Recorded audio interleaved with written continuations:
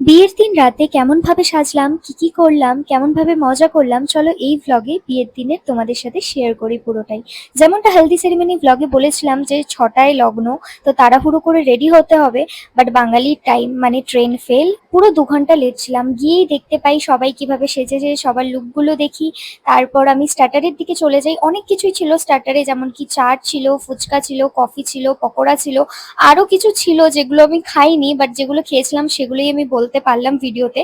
কিন্তু সেগুলো video actually আমার নেওয়া হয়নি। আসলে সেই দিন এতটা মজায় ছিলাম, এতটা মজা করছিলাম, ফটো তুলছিলাম, ভিডিও করছিলাম, মানে নিজের লুকের তো সময়ই হয়ে ওঠেনি যে আরো কিছু মানে ভিডিও ক্লিপস নেব।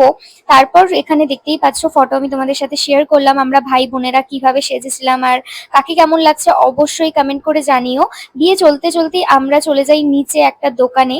দোকানে গিয়ে আইসক্রিম খেতে না খেতেই ওপরে এসে দেখি এইদিকে সিঁদুরদান কমপ্লিট। যাই হোক, কি আর করা যাবে। আমার দিদিকে কেমন লাগছে জানিও সিঁদুর পরে, আর সিঁদুর পরলে তো মানে মুখটা আলাদাই লাগে। আর সেদিন সত্যি বলতে কি বিয়ের সব কটা দিন দিদিকে খুবই ভীষণই ভালো প্রিটি লাগছিল আর মিষ্টি বউ লাগছিল। আমার তো ভীষণ পছন্দ হয়েছিল ওর লুকটা, তোমরাও জানিও। আর খাওয়া দাওয়া করে আবার ক্লিপস নিতে লেগে পড়লাম নিজের। আর সেই দিনের আমার লুকটা ছিল সাউথ ইন্ডিয়ান লুক। আমাকে কেমন লাগছে অবশ্যই কমেন্টে জানিও এই লুকটাতে। আর বিয়ের ব্লগটা আজকের এইটুকুই থাকলো। রিসেপশন পার্টিতে যেহেতু আমি যাইনি কলকাতা, তো সেটার ভিডিও আর শেয়ার করতে পারলাম না। ভিডিওটা ভালো লাগলে লাইক করে দিও। বাই।